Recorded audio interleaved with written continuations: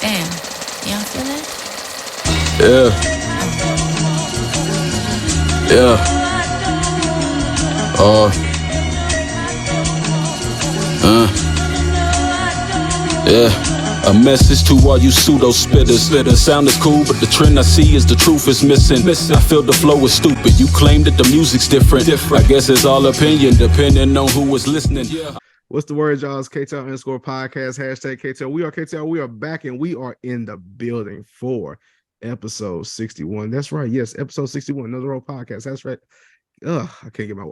I apologize, y'all. I am not in the best condition today right now, but the show must go on. I'm doing my very best, so I can't get my words out too much. But it's okay because we are here today with some topics, with some wrestling, with some talking. But before we dive into that stuff, I gotta check in with my brothers, with Big Harv and J-Bo himself. How are y'all feeling today? Well, apparently I'm feeling a whole lot better than Cinco. I'm doing terrific, fantastic actually. Just came back from a nice little family trip to Indianapolis. It was wonderful. People over there was amazing. Shout out to all of our fans over in Indianapolis. I really can't complain. It was nice, simple, cool. So yeah, I'm doing great. What about you, Big Harv? I'm more concerned with the brother on the couch, man. He looked like he need a hot toddy. Need you to pick me up, man. You all right, brother? You good? Yeah, I'm straight. I'm gonna get there. It's all right. Okay. Don't worry about me. We're gonna get through the show and get on the road. But before we get started with the show, that's right. And before we make it through, my people, my fans, my supporters, all wrestling listeners out there in the wrestling community, I need y'all to do one simple favor for me, and that is to send me some Tylenol, please. But besides that, follow us on all social media platforms, KTR underscore podcast, Twitter, Instagram, and TikTok, Another Roast Podcast, Facebook, YouTube, Another Roast Podcast, all podcast platforms, Google Podcasts, Spotify, Anchor, Apple Podcasts, Podbean. We're on everything. And don't forget to get your merch at ProWrestlingTees.com/KTR podcast. All proceeds of the merch that y'all buy from ProWrestlingTees.com will go to my medicine fund because I need all that vitamin C, E, with all the alphabets that go into the vitamins, please. Thank you. Now let's get started with the show. Episode 61. Let's get it and let's go. First topic at hand that we want to talk about. Oh, man, this is going to sound painful to even admit. It sound painful to how I'm feeling right now, but we're going to talk about Logan Paul. Yeah. Because we all had mixed emotions about him being in the main event at Crown Jewel against Roman Reigns for the undisputed WWE title. Shouldn't have happened. Should have been a scheduled match. He shouldn't be wrestling for the title. But Logan Paul did it again. It made us forget all about that shit when he wrestled that match with Roman Reigns. Everything that I hated about him went out the window again, like it did in SummerSlam, and he performed excellent. Like I'm like convinced that Logan Paul is the best celebrity professional wrestler of all time right now. Other than D'Angelo Williams when he had his little stint with TNA, but besides that, like Logan Paul is cold. Like ain't no BS about it. He's nice in the ring. He held his own. Roman did help out with the match, but it wasn't like he was too carried with the match. He did great. He hit his spots when he was supposed to hit his spots. And like I wasn't mad at it. Like he did great for an in-ring performer in his third match. He's better than a handful of people that's on the roster. Maybe not a handful, but he's definitely better than Rey Mysterio's son by far. But other than that, it's like it was incredible. Like I applaud him. Still don't like him, but he did great especially for a main event match. He held it down, and kudos to him. Unfortunately, he did get injured and hurt with his ACL, MCL, meniscus, no, in that knee leg region. Hope for a speedy recovery, but Hey, I'm done talking because I'm running out of air right now. But how'd y'all feel about that match though? Harv, what about you? You go ahead, go first on this one. It was a good match, man, but I don't think the match was ever in that's not what we were criticizing. He's a good wrestler. Can't knock that. Some people considered X-Pac one of the best in the world when he was wrestling. Shelton Benjamin's another name that comes up a lot when it comes to greats that never really got a chance at really taking it big. I just say that to say, okay, he can wrestle. We knew that. Mm-hmm. He shouldn't have been on the main event. I didn't forget about it. I watched it. It was good. I was cheering at the parts that was good. And, it was a good match. I'm not gonna knock him for the match, but that's not the point for me. I don't care that he had a good match. I care that he was in the damn main event at a big PLE pay-per-view, whatever you want to call it. Mm-hmm. That to me, it just don't sit right. It won't. But I mean, kudos, good match. I'm not gonna knock him for that. Just he shouldn't have been in that match. He should have had a match, but not that match. I agree. Saudi Arabia, if you know, whenever they have shows, their main attraction shows are always going to be some type of celebritized match. A lot of times has very little to do with the actual wrestlers themselves. I mean, if we remember recently at one of their shows, it was Triple H, Shawn Michaels against Undertaker and Kane, way past their prime in a tag team match. But that's what their shows tend to do. Logan Paul is no different. Now, as Cinko said, as Harv said, you don't want to take anything away from Logan Paul because although he had 3 matches, he's still very entertaining. He goes out there, he does exactly what he's supposed to do. Great. But the fact that on the main card of a large show, where out of all the wrestlers on the card, all the wrestlers who've been busting their ass, going in there, working, trying to put on the best product possible, who even as Harv mentioned, a whole lot of great wrestlers haven't been given a real legitimate opportunity. Out of all of those, they've all been passed up because you're going to get more publicity from a match of Roman Reigns defending his belt that he's had for 2 years now against Logan Paul. That's where we're at when it comes to like apparently big main event celebritized type matches, however you want to put it. Now, of course, we talk about this on our show every week. Triple H is working. You can tell his staff, the producers, the writers are all working to make the product better. Yes, there's still areas to improve. Yes, there's the areas they have made better. One area right now is the main attractions. Logan Paul being in the main event should not have been one of them, but that's where we're at. That's where we had to rely on. The match was good, fine, great. I'll give his credit. It was great, but we don't need that going forward. Roman Reigns said himself, Logan Paul going to be the last YouTuber that's going to be going for the belt. Hopefully they meant that. So we don't need any more. Great match, but let's focus on who's actually contracted and wrestling week in and week out now. Yeah, move on from it. Now with this, I understand how y'all feel about utilizing people that's actually on the card, for actual titles and wrestling events, especially for like main event stuff like that. I feel like it's a little bit off topic, but not necessarily. Some with Crown Jewel and stuff in Saudi Arabia, I feel like they just have like some type of negotiation or contract of bringing in just like some type of big names for something, or like some type of contract agreement that's going to bring in revenue for them. Because you just think about all like the main events for the wrestling events in Saudi Arabia, it features a legend, a part-timer, or a celebrity. Yeah, so I just think that's the reason why, with that, titles don't really hardly ever change at Crown Jewel.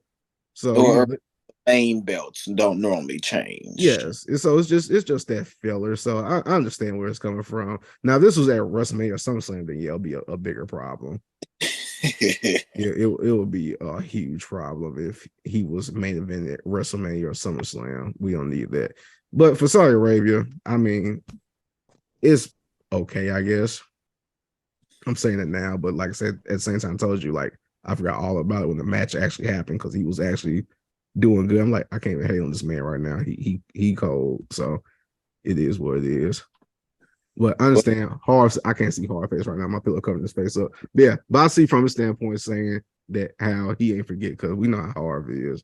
So What if The Rock ends up fighting Roman Reigns? Let's say The Rock wins, and now they have another Saudi Arabia show. The next main event will be The Rock defending the Universal World Title against Mr. Beast, and that's nothing that no one wants to see. But apparently, like Cinko said, these Saudi Arabia shows that's what they do. They just go for revenue, and that's honestly should not be the direction of the wrestling world. But I digress. That's where the entertainment world comes in. Terrible. Cool. Next topic we're gonna move on to. What I have on it? Oh yeah, Austin Theory. That man going through hell right now. I feel bad for him. Ever since his daddy left the business, it ain't been smooth selling for that. It ain't been smooth selling for him. I'll tell you that. The man been getting dogged out in these promos. The man been getting his ass beat in these matches, and he became the first person to cash in his Money in the Bank briefcase for a mid-card title and lost. And still lost. Woo. How you like? And then got his ass beat after the match. Like you cash in for a title that you already had in your past. Mm-hmm. Yeah. And you lose. Like what's going on? What is the future for Austin Theory right now? Because I'm lost. Because at first it was last episode, a couple episodes ago. I had high hopes for him. Mm-hmm. I was like, they gonna like hold him back. It's like cash in that Money in the Bank briefcase and bam. But he just lost it now, so I don't know what to say. I'm confused. Is this it for him? Is he about to get buried? I don't know. Y'all tell me.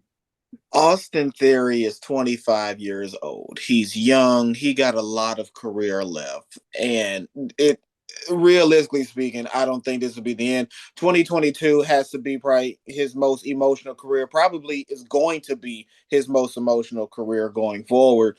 He had literally some of the highest highs, and now he has some of the lowest lows. But how I'm looking at it, I'm trying to be optimistic, is that Triple H just has a different vision for him than what Vince probably had, or at least how he's going to get to a certain destination.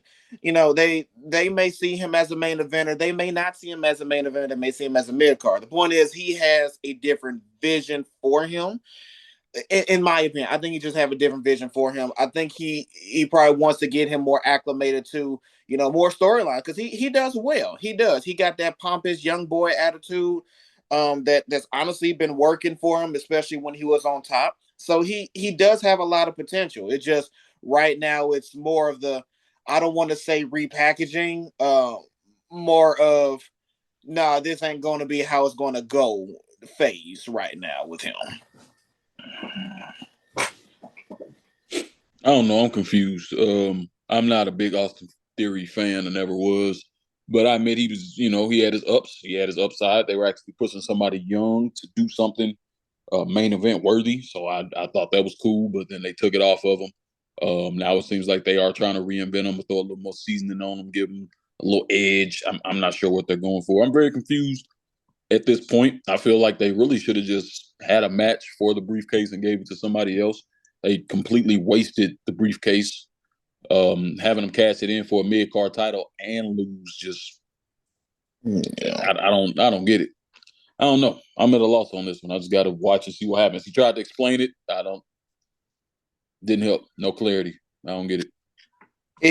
If Roman Reigns wasn't going to be the initial title, I mean, I don't, and especially if you're not going to go for the Universal title, especially if a mid card belt is going to be an option, I don't see why he could have just went down to NXT, shocked the world, took it all Braun Breaker, bring Braun Breaker up, and now you have another opportunity to use Austin Theory in a different type of role, but in a more younger fan base, a more up and coming wrestling environment. That would have been a bit more sensible if just the Roman Reigns thing is just not the direction.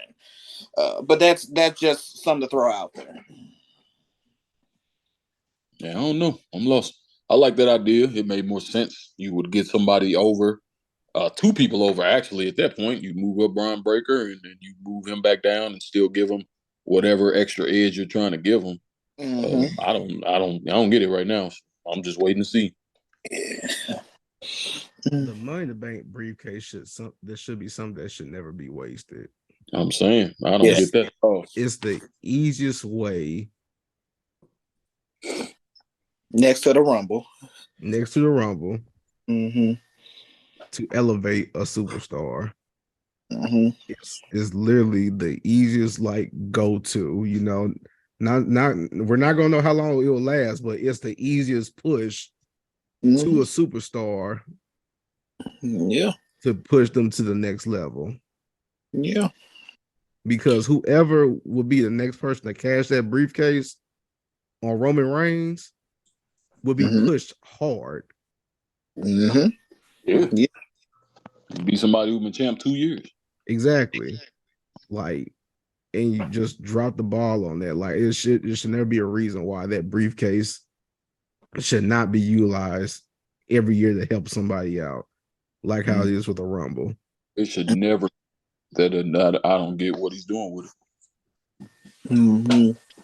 Yeah, so I'll never understand that. I don't understand the direction they are going with Austin Theory, but like I said, I trust Triple H. And I hope you know what you're doing with it. And we're gonna see it sometime later down the road. I'm just confused by everything because it's not, they didn't have to give up the briefcase so soon. He had time. Plenty of time. Yeah, plenty. He had months still left, so he could have just used it. And I just threw it away. Are they looking to use it for something bigger? The only thing that would just make sense, at least in my brain, especially how, like you said, how fast they got rid of that Money in the Bank briefcase, is if they just have a completely different plan for Theory. Just completely, just excommunicate the Money in the Bank mid-card championship run, Vince McMahon connection. They just want something completely different for him. That's the only thing that would make sense to me. Even with that, I feel like the better route would have been to have him cash in on Reigns, get destroyed by the bloodline, and then sit on the side while they do what the hell they want to do to give him whatever edge they trying to give him. Still, he should have gone out at the hands of Roman Reigns now. Shouldn't have been no mid-card. Yeah, that tarnishes the point of the briefcase. That just doesn't make sense. Yeah, that's true. Do you think that has something to do with the fact because of that Theory is a heel basically, and how the top superstars with the belts are kind of viewed as faces? Not necessarily. They could have definitely made that work. Like they teased it. I forgot what match. It was the one with Drew McIntyre. They teased it to where it was Roman and it was Drew. And Theory could have definitely still came in, cashed it in. I mean, they was over in Clash at the Tyson, Castle. Good call. Yeah, you're right. I mean, that would have been and to take Harv's point. Yeah, he could have cashed it in. He could have had an upper hand, get his finisher on Roman, didn't work out. Got a finisher on Drew McIntyre, almost had it, still didn't work out. And then, he could have got decimated, taken him out, and then Roman Reigns, Drew McIntyre, whoever would have came on top, that would have been it. Now you put in Austin. Now you gave him an opportunity. Now you gave him his shine at a big show. It just didn't work. Yeah, that would have been fine. Made way more sense. You're right. I guess we'll see what happens in the future with that. Yeah, but let's talk about another Money in the Bank winner and about the direction that they're going in with their current role in the business. Liv Morgan. No. Yes. Let's talk about it. Because we talked about her in the past when she had won the title, and we gave our opinion about like how long that would last, and her run would last, and her run with the fans would last. Her timeline was short with us, basically. Long story short. Yes. Yeah, and oh my God, interception. I'm sorry, I watch football, but yes, and so with that, she's now lost the title to Ronda Rousey, unfortunately, and fortunate at the same time. And she's going through basically a new character change. In a sense, she's becoming a little bit more extreme. She's showing like a little wild side to her, doing more hardcore involvement with her matches. But no, like basically, she's going through like a little character change, and it's confusing me. I'm not sure what they're trying to do with her or what they're trying to prove. But what y'all think is going on with Liv Morgan currently? The veils have been lifted. Everybody realizes that she's really not what they wanted her to be, and they're trying to find a way to keep her relevant because they cannot really afford for another former women's champion to become irrelevant again that fast. They really can't. The experiment failed. I mean, she was hot for a minute because I don't know, it's the spunky attitude, but that quickly fell off when they realized she couldn't actually do anything in the ring. She was below decent. That's not a knock. I mean, not everybody can be great, but she didn't have anything that really made her matches stick out or made her stick out other than winning that title. So now they're trying to find something else to attach to her to keep her where she needs to be, where they need her to be. I still think it's going to fail, but that's what I think they're trying to do. It seems like, and please correct me if I got any of this wrong, it seems like, especially in the women's division, when you have a female wrestler who's not getting over the way that they either want or the way that they expect for them to, they either have them go crazy or they have them go extreme. Like, I mean, we see the shades of it right now with Nikki ASH. She's going in there, she's just attacking everybody, just going all kind of loose. Y'all remember Alicia Fox when she had that crazy black woman gimmick? I mean, they just gave up on her character, but she was just crazy, throwing stuff across the ring, ruining the announcer's test, screaming at everybody.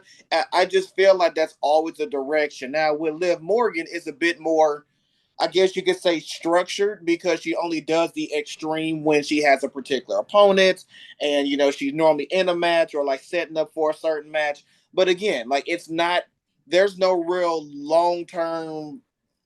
I don't see anything long term with this. This is just something that they're doing to help get her over.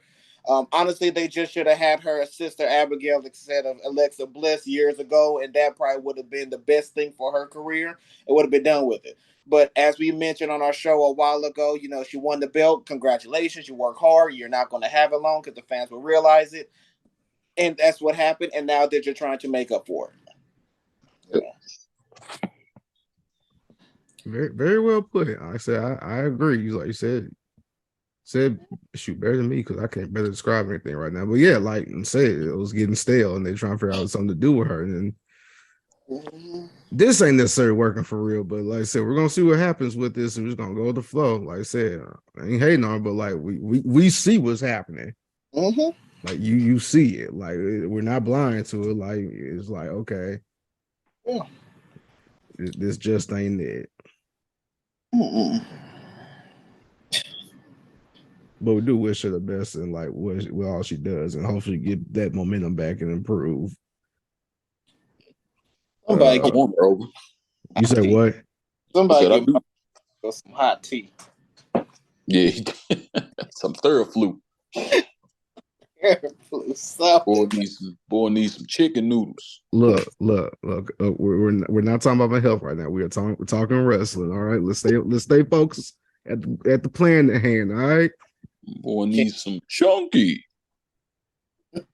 chicken noodle soup. It's mess. Anyway, last topic of the evening, so I can get my rest in, so I can feel better.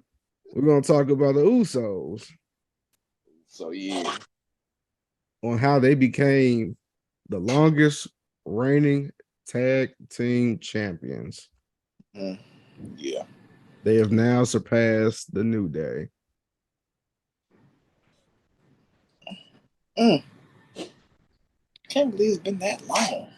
Right. It I shows, remember. I didn't think it was that long either until they announced it. I remember being pissed off a year or two after they debuted, and they weren't in whatever edition of the WWE video game was out that year, and they had been the tag champs. Yeah. You know, and that really bothered me back then. And look at them boys now, man. Look at the boys now. Go. Greatest tag team of all time. A contender, definitely. Yeah. So do you believe this was deserved? Well deserved, yeah. Deserved, absolutely. I wish that it had more matches to it and that they had they were more of the fighting champ type thing. Like you look on the indies and look at the popular tag team from the indies, that's because they faced absolutely everybody. And the Usos did for a period. And them and New Day really for the last 2, 3, 4 years were the only seasoned tag teams that WWE had. So it's absolutely earned and deserved. I just wish that there was a little bit more to it. So well deserved, obviously. They came out and they debuted as, the stereotypical, Samoan lineage generation wrestler, sons of Rikishi. But then they morphed into something that was more them, and that's where their real fan base really started to grow. Yeah, well deserved. I still love the Hell in a Cell match the Usos had with the New Day, which was an accumulation of a long term feud that they already had. And yeah, they can go in there. They can put on some great matches. Jay Uso, we already know that. I mean, he got nicknamed Main Event Jay. He can go in there. He can put on a great match by himself, nonetheless, with his brother. But yeah, the only problem right now is the number of actual title defenses that they are having and the legitimacy behind them. We talk about the tag team division all the time and how that's forever going to be a work in progress until there's some legitimate focus on it. uh the Usos has become complacent, but that's because the whole bloodline is complacent right now because that's a part of the storyline. I do wish that they had more storylines driven towards championship. You start a feud, build it up, main match at the PLE, great, next contender, and just keep doing that over and over and over. In other words, I don't really care how long you had the belt, more or less what did you do during that reign to solidify your accomplishments, and they have it. I wish I see more of that now. Absolutely.